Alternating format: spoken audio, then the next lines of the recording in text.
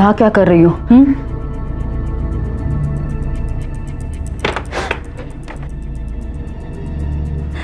चल लौकर। नहीं माँ, चल, हमारे पास और कोई चारा नहीं है। अरे कौन भरोसा करेगा तुझ पर, और किस मुंह से बताएगी उनको तू? हाँ? चल। आखिर ऐसा क्या हुआ था कि एक माँ ने अपनी ही बेटी को खुदकुशी करने की सलाह दी और खुद भी खुदकुशी कर ली? जीना इतना मुश्किल क्यों हो गया था उनके लिए? और अगर उनके साथ कोई अन्याय हुआ था, कुछ गलत हुआ था, तो माँ बेटी पुलिस के पास जा सकती थी।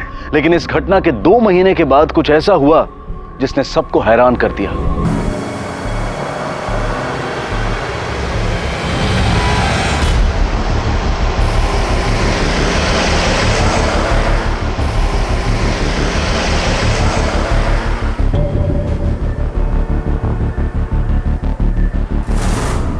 शिखा दी, जल्दी करो, इतनी सुबह हो गई, अभी तक आप उठे भी नहीं हो। जल्दी उठो, चलो फटाफट से जल्दी से उठ जाओ।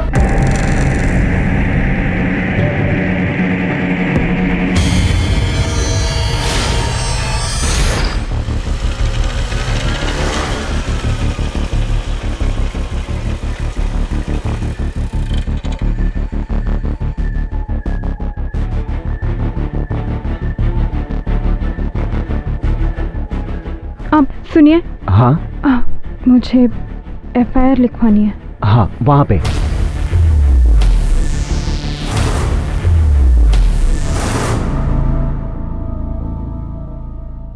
शिखा, जागे ग, उठ।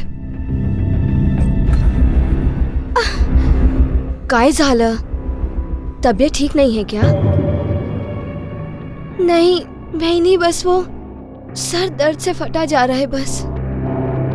है का है ये निशान कैसे? और ये गले पर क्या हुआ?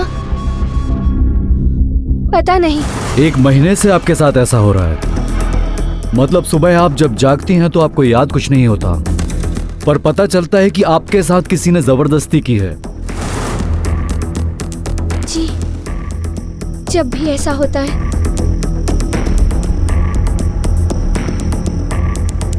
कमर के नीचे बहुत दर्द होता है। तो इतने दिन आप चुप क्यों रही? परिवार का कोई आपके साथ नहीं आया? इतने दिनों के बाद आप कंप्लेंट लिखवाने आई हैं? क्योंकि आज सुबह जब मैं उठी तो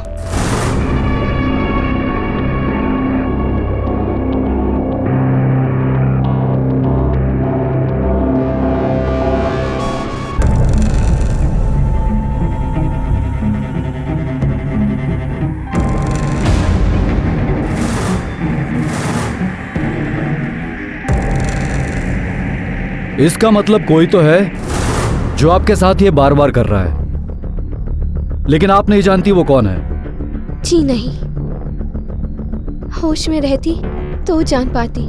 ससुराल में कोई है जिस पर आपको शक है? नहीं सर, कोई नहीं है। सब बहुत अच्छे लोग हैं। मुझे कुछ समझ नहीं आ रहा सर, मेरे साथ क्या हो रहा है। बस जब भी सुबह उठती हूँ सर बहुत भारी हुआ रहता है। सबसे पहले आपकी मेडिकल टेस्ट करवानी होगी। अजीब वाकया था। शिखा ने पुलिस के सामने शिकायत दर्ज करवाई थी कि उसके ससुराल में उस पर बलात्कार होता रहा है, लेकिन वो नहीं जानती कि वो कौन है और ना ही परिवार के किसी सदस्य पर उसे शक है। पुलिस को बहुत सावधानी बरतनी थी, क्योंकि हो सकता है कि विक्टिम झूठ बोल रही हो, किसी को फंसाने की कोशिश कर रही हो।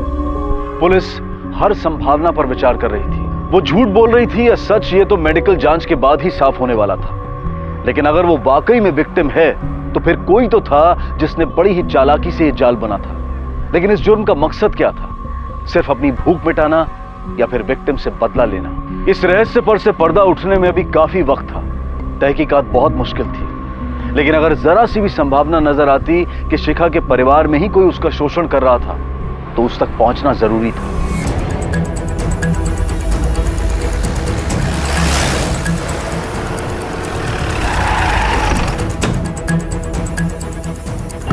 क्या हमारी बहू शिखा ने ये रिपोर्ट लिखवाई है? इंस्पेक्टर साहब, अगर ऐसा कुछ है भी तो उसे मुझे बताना चाहिए था, अपने सास को बताना चाहिए था। 2 बहुएं और भी हैं, उनसे कुछ कह देती। जब घर का ही कोई शामिल हो इस जुर्म में तो वो किसी से कैसे कहती? कैसे बताती वो, कैसे भरोसा कर लेती किसी पर। आखिर इस घर की 4 दीवारी में इतना बड़ा कांड हुआ है, उसका तो भरोसा ही टूट गया होगा ना। और वैसे भी इस मामले में तो कोई भी औरत चुप्पी ही साध लेती है। माँ, इसका ये मतलब तो नहीं कि वो सीधा पुलिस के पास चली जाए। सर, इसमें कोई सच्चाई नहीं है, सब झूठ है सर। अब वो घर में किसी से तो बात कर सकती थी।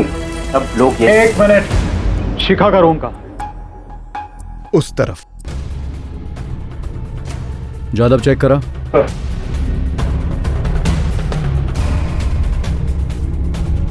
ये पिछले 2 महीनों में शिखा के व्यवहार में आपने कोई अजीब बात महसूस की? कोई चेंज? 1-2 बार मैं उसे चाय देने आई थी तो मुझे कुछ अजीब लगा। उसके हाथ पर और उसके गले पर नाखूनों के निशान थे।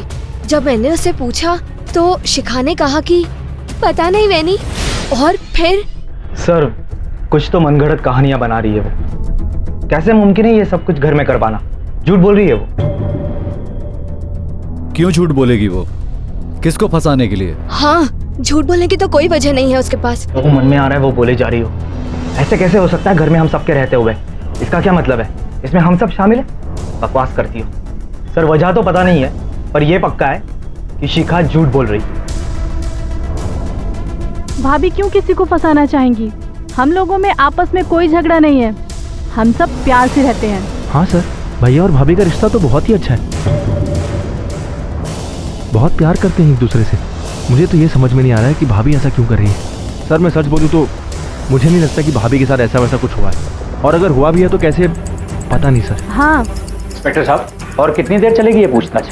क्यों, डर लग रहा है? हमें किस बात का डर है? पता चल जाएगा। शिखा का पति कहाँ है? जी, मेरा बेटा इन दिनों पुणे में। पिछले दिनों उसका ट्रांसफर हुआ है। शनिवार और इतवार को आता है। उसे फोन करके बुला लीजिए और पुलिस स्टेशन आकर रिपोर्ट करने के लिए बोलिए। जी। ये केस बहुत ही अजीब है। शिखा का कहना है कि रात को उसके बेडरूम में कोई आता है, उसे रेप करता है, और उसे किसी पर शक नहीं है, ना ही उसके परिवार में किसी को देख के ऐसा लगता है कि उसमें से कोई हो सकता है। और एक बात साफ है कि बाहर से अंदर कोई नहीं आ सकता। सर, कहीं शिखा तो झूठ नहीं बोल रही? हो सकता है, पर क्यों? अजीब बात तो यह है, उस परिवार के किसी भी औरत को विश्वास नहीं हो रहा है कि शिखा झूठ बोल सकती है। अक्सर घरों में औरतों के बीच झगड़ा होता रहता है, पर यहां पर ऐसा कुछ नहीं दिखता है। ये शिखा के पति की क्या खबर? सर, वो ऑन द वे है, आ ही रहा होगा।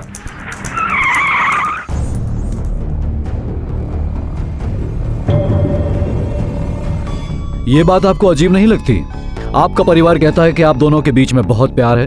पिछले 1 महीने में आपकी पत्नी ने आपसे कुछ नहीं कहा, ना ही आपने कुछ महसूस किया, क्योंकि 6-7 बार आपकी पत्नी के साथ आप ही के घर में जबरदस्ती हुई है। ये सब जानने के बाद मैं खुद शॉक्ड हूँ सर। मुझे लगता था कि शिखा मुझसे सब कुछ शेयर करती है, पर नहीं। कहीं ऐसा तो नहीं शिखा मानसिक रूप से? कैसी बातें कर रहे हैं सर? शिखा एक बहुत ही समझदार और सुलझी औरत है। वो मेरे परिवार की बहुत इज्जत करती है सर। इनफैक्ट मेरी फैमिली भी उसे बहुत चाहती है सर। मैं तो समझ नहीं पा रहा हूँ कि ये सब कुछ मेरे घर में हुआ।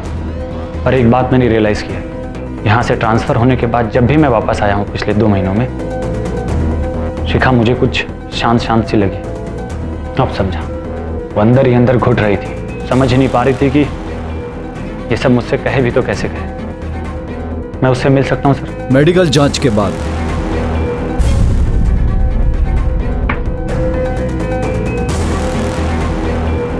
शिखा के साथ रेप हुआ है, और वो भी बड़ी बेरहमी के साथ। उसके प्राइवेट पार्ट पर इंजरीज हैं और बॉडी पर कुछ निशान भी पाए गए हैं, कुछ पुराने और कुछ ताजे। Thank you doctor.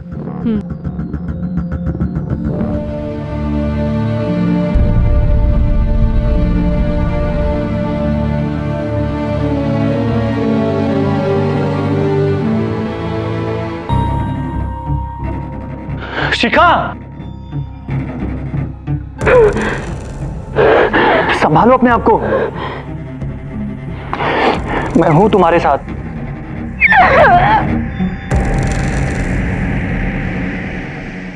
आपकी बहू के साथ पिछले 1 महीने में 6-7 बार जब वो हादसा हुआ, तब आप कहां थे? ये कैसा सवाल कर रहे हैं आप? मैं अपनी बहू को बेटी मानता हूं। एक बार सोचिए तो, किससे क्या सवाल कर रहे हैं आप? मैं ऐसा सोच भी नहीं सकता। सोचने के लिए तो कोई भी कुछ भी सोच सकता है। जल्दी बताओ सच क्या है। देखिए सर, हमारे पास फालतू का टाइम नहीं है कि शिखा की एक झूठ की वजह से हम रोज रोज पुलिस स्टेशन के चक्कर लगाए।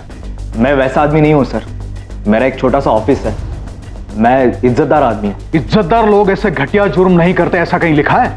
तुम्हारे घर में रेप हुआ है तो तुम्हारे घर में से ही कोई एक होगा। अच्छा होगा तुम हमें सच बताओ, वरना हमें और भी तरीके आते हैं सच उगलवाने के। देखिए सर, आप ऐसी बात नहीं कर सकते मेरे साथ। मेरे खिलाफ कोई सबूत है आपके पास? सबूत भी हाथ लग जाएंगे।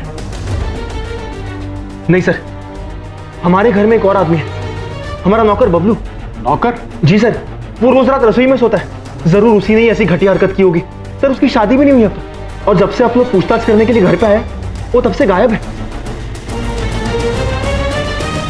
सर एक बात को शायद हमने मिस कर दी। शिखा का कहना है कि उसके सोने के बाद उसके साथ कोई रेप करता और उसे पता तक नहीं चलता। हो सकता है ये रेपिस्ट उसे कोई ड्रग देता हो या उसके खाने में कुछ मिलाता हो। ये काम घर का ही कोई कर सकता है। हो सकता है कोई औरत इसमें इन्वॉल्व हो। शिखा के ब्लड टेस्ट करवाओ और पता करो कि उसके ब्लड में कोई ड्रग के ट्रेसेस है क्या। सर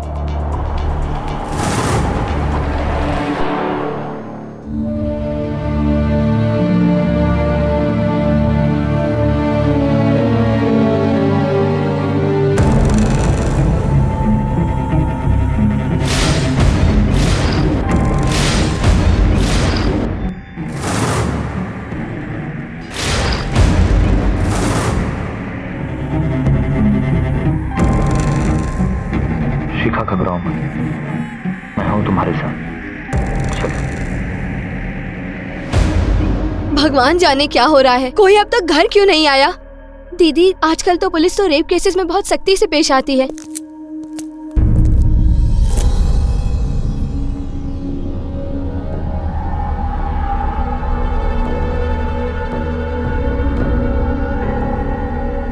नहीं समझ आ रहा मुझे कि मैं क्या कहूँ। हमदर्दी तो होनी चाहिए, पर मेरे दोनों बेटे और मेरा पति सबके सब तो पुलिस स्टेशन में। किसके लिए रो? उनके लिए कि तेरे लिए? माँ, भूखा गया आपको? और ये किस तरह की बातें कर रही हैं आप? अब समझा कि घर में रहने के बावजूद शिखा इतनी चुप क्यों थी?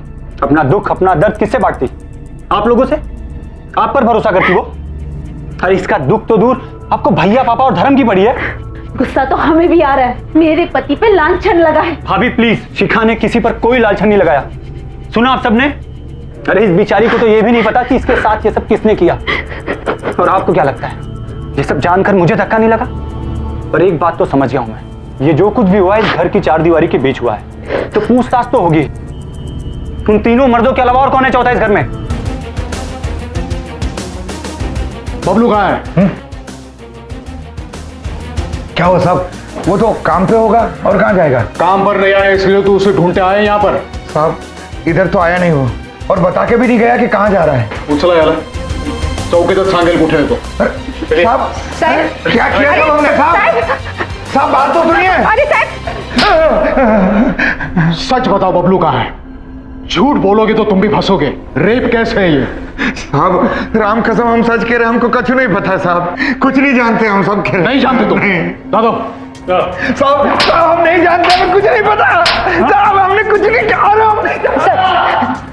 सब हम लोग सच बोल रहे। सब हमारा भरोसा कीजिए सब हमें सच में नहीं पता बबलू कहाँ है। बाबा, मैं तो कहता हूं कि आप कह दो विमल से कि वो अपने बीवी को लेकर कहीं और चला जाए। क्या हो जाएगा उससे? लोग यही कहेंगे कि हम ही लोग कहीं ना कहीं गड़बड़ हैं, गलत हैं, इसलिए हमने अपनी बहू को घर से निकाल दिया। पर बाबा, उन दोनों की वजह से थाने में पिटाई हुई हमारी। मैं तो अब उन दोनों की शक्ल एक मिनट बर्दाश्त नहीं कर सकता इस घर में। भैया ठीक कह रहे, निकाल दीजिए उन्हें घर से। धर्म, न शिखा कहीं जाएगी और न मैं। शिखा ने किसी का नाम नहीं लिया है और न ही किसी पर कोई आरोप लगाया है, लेकिन जिस तरह से तुम रिएक्ट कर रहे हो ना, ऐसा लगता है कि तुमने जरूर कुछ किया है। भैया दोबारा सी बात बोली ना, मेरा हाथ उठ जाएगा। धर्म नहीं बाबा, मुझे बोलने दीजिए। मैं क्या जानता नहीं क्या इनको? भैया को तो मैं एक फूटी आंख नहीं बहाता। ये जरूर भैया और भाभी की प्लानिंग होगी ताकि मुझे इस घर से बाहर निकाल सके। बदतमीज, तेरी इतनी जरूरत की मुझ पर इल्जाम लगाता है? क्या मतलब है तुम्हारा? हाँ, तुम लोग सही हो और हम गलत। देखो अपनी मनमानी मत करो, मैं कहता हूं। आप लोगों की चलेगी। बस मैं कहता हूं चुप हो जाओ तुम लोग। ये घर है अखाड़ा नहीं। अपने अपने रूम्स में जाओ।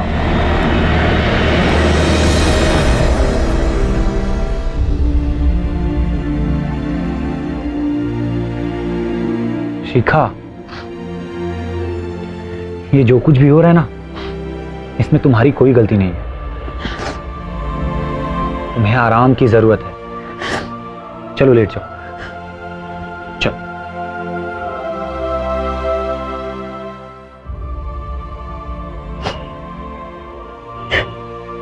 बस रोना बंद। अरे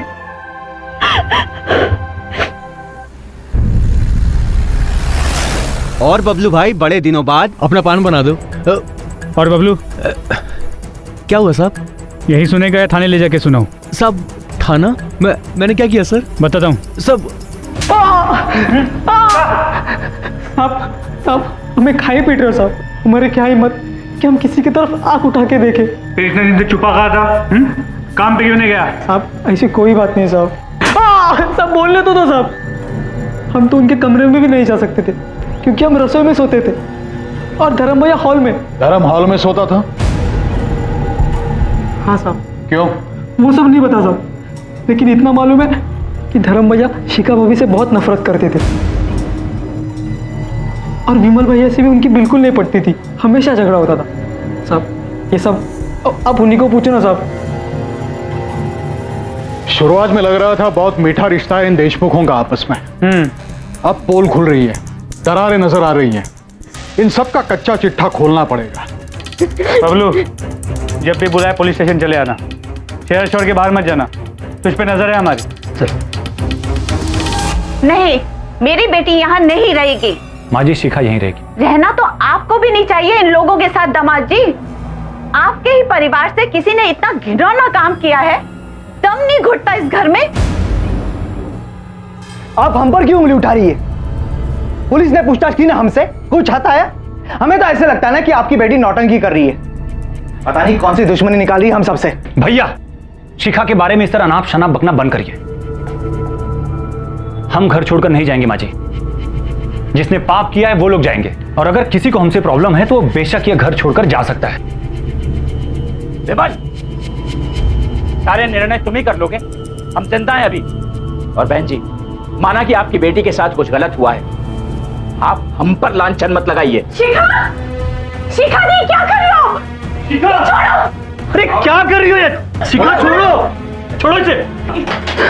क्या कर रही हो तुम? क्या करूं मैं? और मेरी वजह से घर में क्लेश हो रहे हैं, भाइयों में झगड़े हो रहे हैं, घर की शांति भंग हो गई है। ये जान दे दोगी?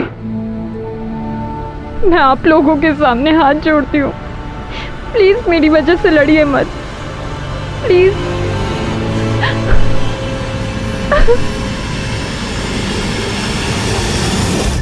अच्छे लोग हैं साहब, झगड़े की बात कभी हमने उनके घर में सुनी ही नहीं।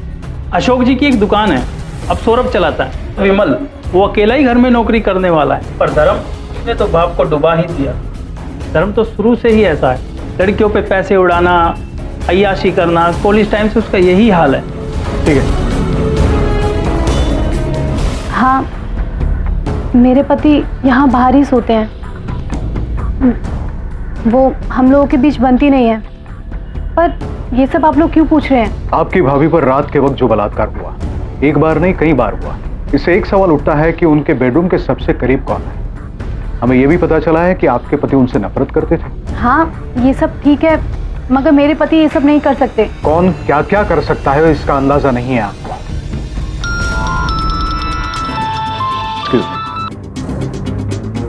हाँ बोलो। सर, इस धर्म की सारी इन्फॉर्मेशन निकाल ली। कॉलेज के जमाने से अपने बाप के पैसे उड़ा रहा है। फिलहाल ये घर पे ही है, इसका धंधा ठप है। इसे धंधे में लगाने के लिए घर से और पैसे चाहिए थे, मगर विमल ने साफ इनकार कर दिया। सर, इस धर्म की वजह से घर में अभी काफी झगड़े भी हो रहे हैं। ठीक है, चल।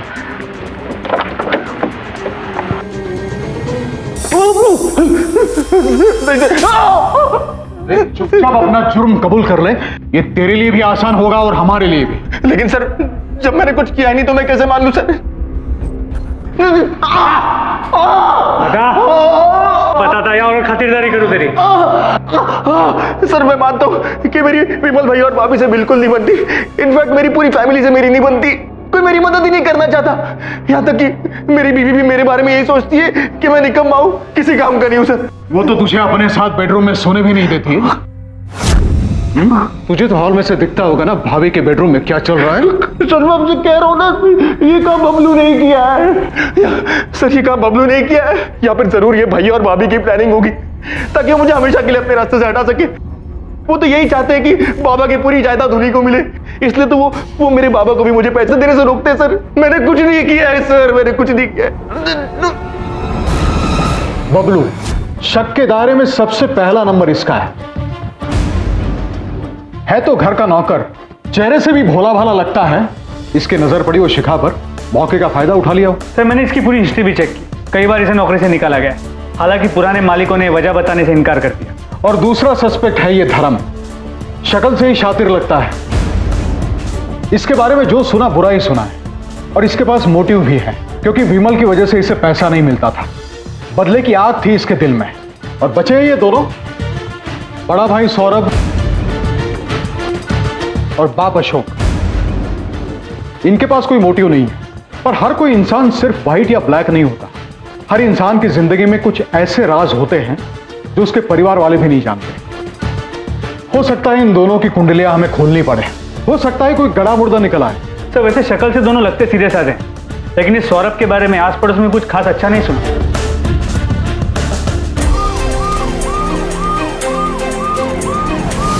खाना तो खा लो, ठंडा हो जाएगा। मिस्टर सौरभ, हमें आपके ऑफिस की तलाशी लेनी। लेकिन सर वारंट है हमारे पास। सर मैं एक इज्जतदार आदमी हूँ सर, आप इस तरह मेरी इज्जत की उछाल रहे। ला दो सर, वन चेक करो। बाहर ये चल।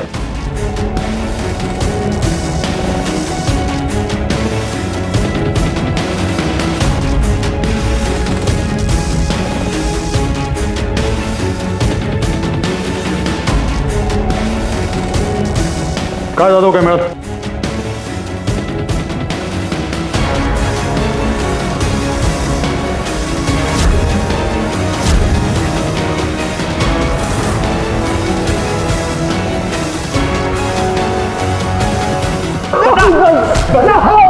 बता देख, तेरी इज्जत की धज्जियां ना वैसे भी उड़ चुकी है। चुपचाप सच सच बता दे। साहब मैं एक शरीफ और इज्जतदार आदमी हूँ साहब। तू कितना शरीफ है ना, ये तेरे मोबाइल और तेरे लैपटॉप से पता चल चुका है। पॉर्न वेबसाइट्स देखता है, कई पॉर्न वेबसाइट्स का तो तू प्रीमियम मेंबर भी है। हाँ साहब वो लत लग गई है साहब। साहब सिर्फ देखता हूँ साहब, कभी कुछ किया नहीं साहब। और रेप के बारे में तो सोच भी नहीं सकता हूँ साहब। अच्छा, जब ये मोबाइल पे वीडियोस देखता है तो तेरे कान में क्या मंदिर की घंटियां बजती है? देख तू फंस चुका है। सच बोलने के अलावा तेरे पास कोई रास्ता नहीं है। अब मैं सच कह रहा हूँ साहब, मैंने शिखा के साथ कुछ गलत नहीं किया है साहब, कुछ गलत नहीं किया है। कुछ नहीं किया? नहीं साहब। तोड़े ला सर। सर उनकी नजरें बिल्कुल अच्छी नहीं थी। कभी कोई सामान रखने जाओ या थोड़ा झुको तो टकटकी लगाकर देखते रहते थे।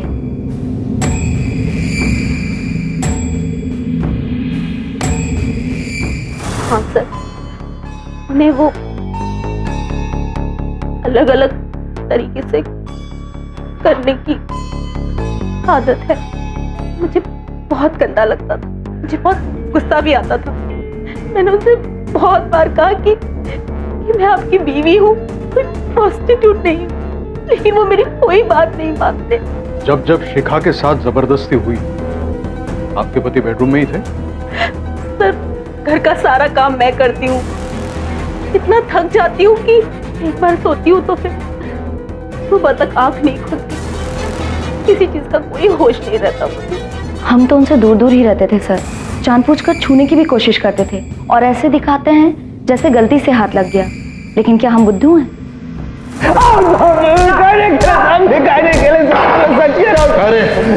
बोल लगा साहब मैंने कुछ नहीं किया है साहब। मैं सच कह रहा हूँ साहब, मैंने कुछ नहीं किया है साहब। सिर्फ पॉर्न फिल्म देखता हूँ साहब।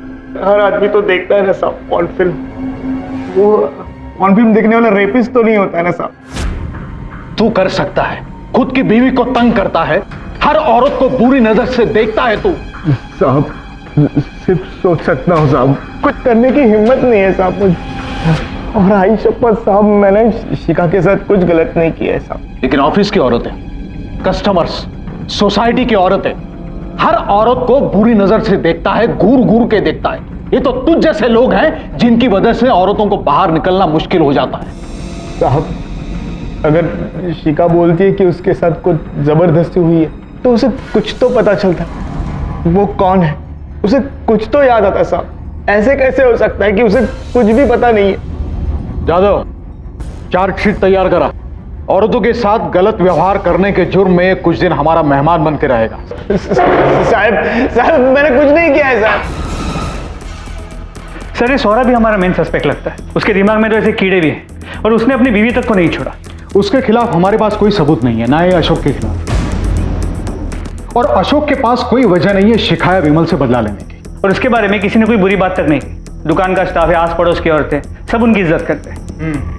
मैंने मेडिकल रिपोर्ट्स मंगवाए थे, उसका क्या हुआ? सर विटामिन B12 के ट्रेसेस मिले। डॉक्टर ने कहा कि किसी दवाई का साइड इफेक्ट हो सकता है। जादव पता करो शिखा को सोने से पहले कोई दवा लेने की आदत थी क्या? मतलब स्लीपिंग पिल्स या विटामिन B डेफिशिएंसी की दवा। हो सकता है कि किसी ने इस आदत का फायदा उठाया हो और कोई घर का ही हो सकता है। एक बार अगर वो आदमी मिल गया तो आगे की सारी कड़ियां अपने आप सुलझ जाएगी। सर शिखा रात सोने से पहले दूध पीती थी जी।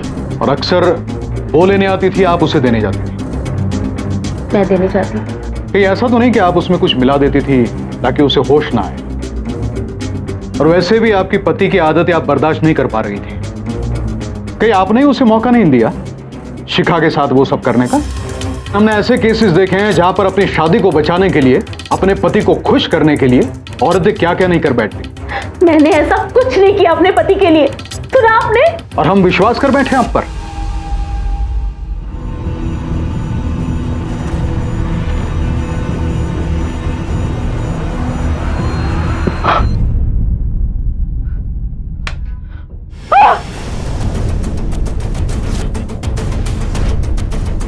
घर में फोर्स एंट्री की कोई निशानी नहीं है।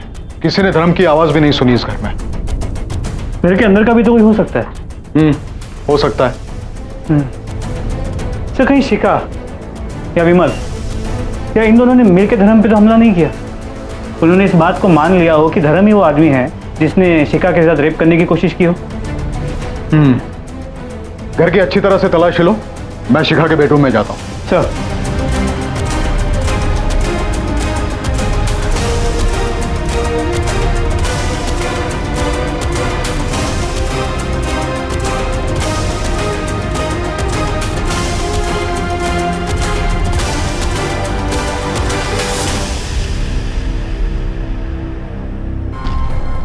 तुमने देखा था उसको जिसने तुम पर अटैक किया था?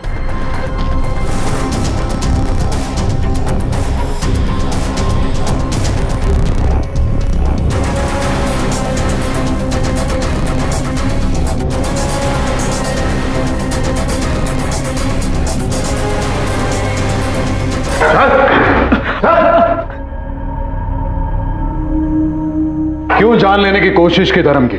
बहुत गुस्सा आया था साहब। धर्म भाई ने हम पर उंगली उठाई थी, हमने कुछ नहीं किया था साहब, फिर भी हमें बदनाम कर दिया। जिस दिन आप उठा के ले गए तब से आस पड़ोस के लोग भी बात करना बंद कर दिए।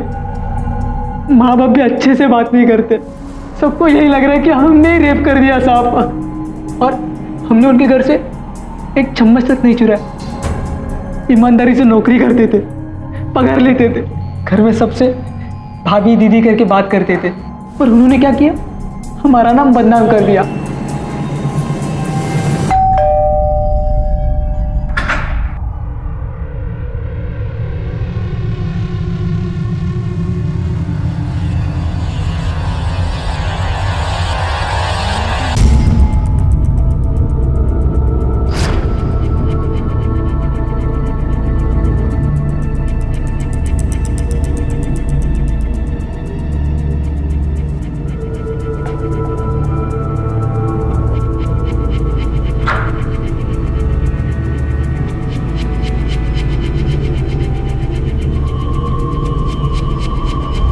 पुलिस एक तरह से डेड एंड पर पहुंच चुकी थी।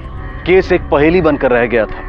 सस्पेक्ट्स कई थे लेकिन सबूत किसी के खिलाफ नहीं। पुलिस को लग रहा था कि या तो उनकी तहकीकात में कोई कमी रह गई है या फिर मुजरिम बेहद शातिर है, लेकिन इतने में पुलिस के हाथ एक ऐसा सबूत लगा जिसने इस केस का रुख ही बदल दिया, या फिर यूं कहिए कि इस केस को पूरी तरह से उलट पलट कर रख दिया।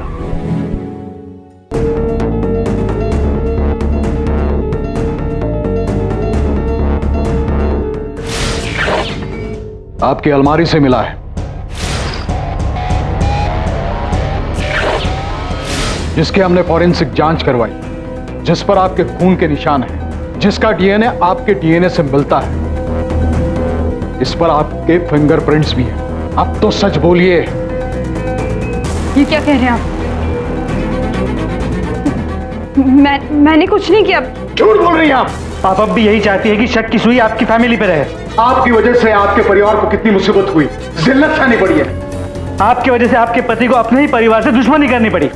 मैं किसी पर उंगली नहीं उठा रहा। ये जो कुछ भी हुआ है इस घर की चार दीवारी के बीच हुआ है। तुम तीनों मर्दों के अलावा और कौन है चौथा इस घर में? और ऊपर से धर्म की जान जाते जाते बची है, और फिर भी आपका कहना है कि आप सच बोल रही हैं। अब जानती हैं आपके परिवार के टूटने की वजह सिर्फ आपका झूठ। खुला मैंने झूठ, मुझ पे कोई रेप अटेम्प्ट नहीं हुआ, सब मैंने ही किया था। मुझे इंसाफ चाहिए था। इंसाफ? कैसा इंसाफ? हमारी नौकरानी शिल्पा की बेटी मुग्धा, उसे इंसाफ दिलाना चाहती थी। ये नहीं पता था कि बात यहां तक पहुंच जाएगी। उस हादसे से इतनी डिस्टर्ब थी कि कुछ करना चाहती थी। सोचा इस तरह से सच सामने आएगा। सच? कौन सा सच? किस सच की बात कर रही हो तुम? मुग्धा के रेप का सच। हम दोनों साथ साथ बड़े हुए, साथ साथ खेले पड़े, बहुत अच्छे फ्रेंड्स थे हम दोनों। ताई, कितने छांग दिसतेस? इधर आ। क्या? बैठ।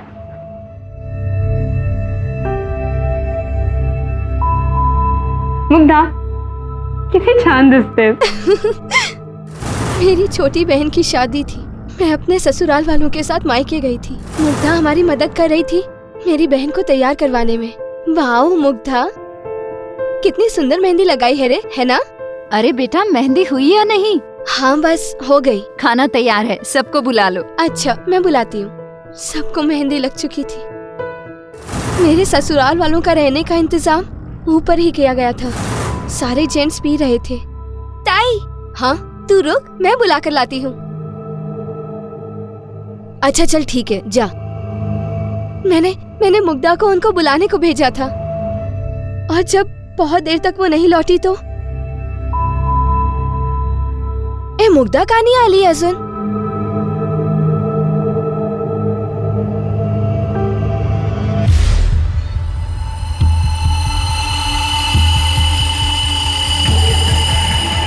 मुग्धा? ताई, ताई, ताई, ताई, मुग्धा? ये सब किसने किया? ये वो ताई, वो किसने किया? बोल मुग्धा। उस वक्त आपने पुलिस में रिपोर्ट क्यों नहीं लिखवाई? करना चाहती थी सर, मैंने माँ को सब कुछ बताया था, अगर उसने मुझे कहा पुलिस में जाने की कोई जरूरत नहीं, मैं झगड़ी माँ से। अगर उसने मेरी एक ना सुनी, अगले दिन उसने शिल्पा ताई से बात की और कहा कि इस बात को फैलने ना दे, फिर ससुराल की बदनामी होगी। बेचारी शिल्पा ताई सब कुछ चुपचाप सुनती रही, कुछ नहीं बोली। शादी के 2 दिन बाद मैं तब भी आवाज उठाना चाहती थी, दोनों को इंसाफ दिलवाना चाहती थी, पर माँ ने मुझे कुछ नहीं करने दी। चुप कर मेरी बच्ची, चुप हो जा। वो दोनों चली गई है भगवान के घर, तू अपनी जिंदगी क्यों खराब कर रही है? नहीं आई मुग्धा। चुप कर। तेरे ससुराल में अगर ऐसा कोई है तो किस पे उंगली उठाएगी? मैं कहती हूँ सब कुछ भूल जा, तुझे मेरी कसम।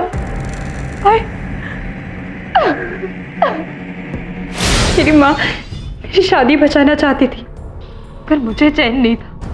मुझे किसी भी तरह उस दरिंदे को ढूंढना था। अजीब उलझी हुई सोच थी शिखा की। अपनी बचपन की सहेली को इंसाफ दिलाने के लिए अजीब तरीका ढूंढा था उसने। अपने पूरे परिवार को मुजरिमों के कटघरे में लाकर खड़ा कर दिया था उसने। पर हुआ क्या? अंत में उसी के खिलाफ रेप का झूठा इल्जाम लगाने के लिए केस रजिस्टर किया गया। शिखा अरेस्ट हुई और कुछ दिनों बाद जमानत पर रिहा भी। पर तब तक सब कुछ बिखर चुका था। पति ने डिवोर्स लेने के लिए केस दायर कर दिया था, ससुराल से नाता टूट गया था, वो एकदम अकेली पड़ गई थी। अपनी दोस्त को इंसाफ दिलाने की कोशिश में शिखा अपना सब कुछ गंवा चुकी थी। हालांकि उसकी इस कोशिश का एक हासिल था, पुलिस ने मुग्धा और उसकी मां की आत्महत्या के केस की दोबारा जांच शुरू की।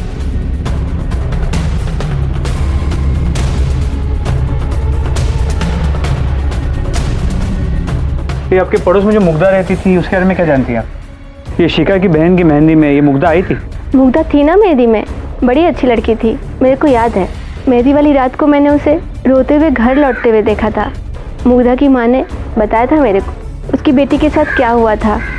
मैंने ही बोला था चुप रहे, बड़े लोग हैं वो, तेरी बेटी की बदनामी होगी, उनका कुछ नहीं जाएगा, पैसा फेंकेंगे बच जाएंगे। अब पुलिस जान चुकी थी कि शिखा की बहन की मेहंदी वाली रात ही मुग्धा के साथ बलात्कार हुआ था और उसके बाद ही उसने और उसकी मां शिल्पा ने आत्महत्या की थी। लेकिन अब ना तो मुग्धा की डेड बॉडी थी और ना ही दूसरा कोई जरिया जिससे यह साबित हो सके कि उस रात मुग्धा के साथ बलात्कार हुआ था। मुजरिम अब भी छुपा हुआ था, लेकिन जुर्म कभी नहीं छुपता। वो कोई ना कोई अपना निशान पीछे छोड़ ही जाता है। सर, मुग्धा की मां ने दूसरी नौकरानी को बताया था कि उसकी बेटी के साथ रेप हुआ है और ये मुग्धा की पोस्टमार्टम रिपोर्ट, जरा ध्यान से देखिए।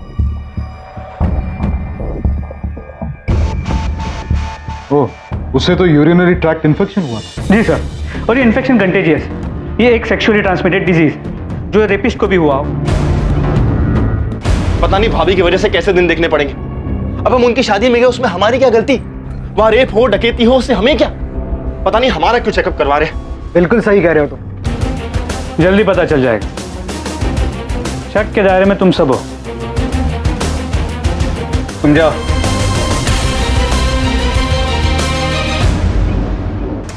सर, अशोक जी, सौरभ, धर्म या विमल, चारों में से किसी को ये इन्फेक्शन नहीं है। लगता है शिखा को कोई गलतफहमी हुई। सर,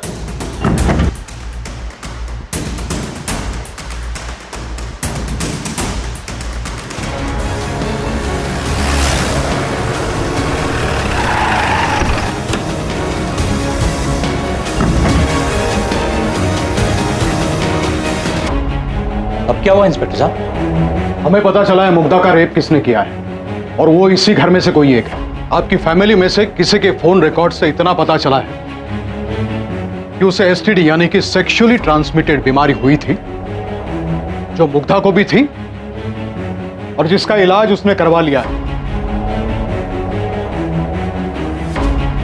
जो विमल, सही कह रहा हूं ना?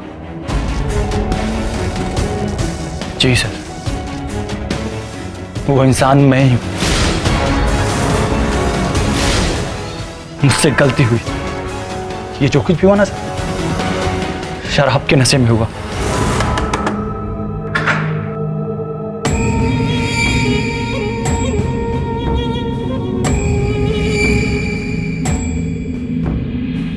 दादा, आप सबको खाने के लिए बुला रहे हैं, आप लोग जल्दी आइएगा। मुग्धा। जी दादा। एक गिलास पानी मिलेगा? हाँ दादा, अभी लाती हूँ।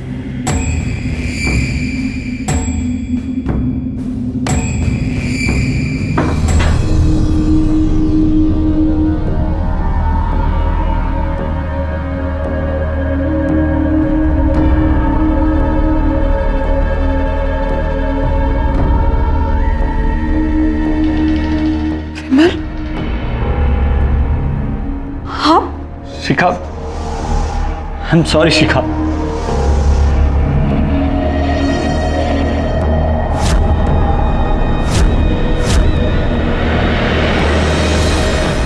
शिखा इंसाफ चाहती थी, लेकिन इसके लिए जो उसने रास्ता चुना वो गलत था। उस रात विमल शराब के नशे में था। उसे होश ही नहीं था कि वो क्या कर रहा था। उसके अंदर का दरिंदा जाग चुका था। हम सबके अंदर अच्छाई भी है और बुराई भी है। गलत ख्याल, लालसाएं, वासनाएं हम सबके मन में जागती हैं, लेकिन जरूरी है कि लगाम अच्छाई के हाथों में हो, ताकि बुराई हम पर हावी होकर हमसे कोई जुर्म ना करवा बैठे। इसी विचार के साथ मैं अनूप सोनी अब आपसे विदा लेता हूं। फिर मुलाकात होगी अगले एपिसोड में एक और चौंका देने वाले केस के साथ।